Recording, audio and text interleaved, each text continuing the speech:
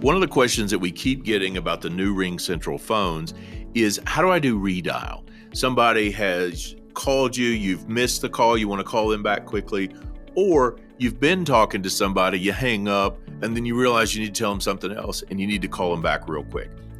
Let me show you real quick using the arrow keys here on your phone. If it's a missed call that you've had, you hit the down arrow. Now here's the call list of missed calls. I can scroll up and down, use the dial button, and that will call those folks back. I use the arrow to come back to my main menu, but what if it's that person who I just got hung up with and I forgot to tell them something? I can use the right arrow and it's the placed calls, and it's exactly the same. I can scroll down, hit dial, and I can call that person back using redial.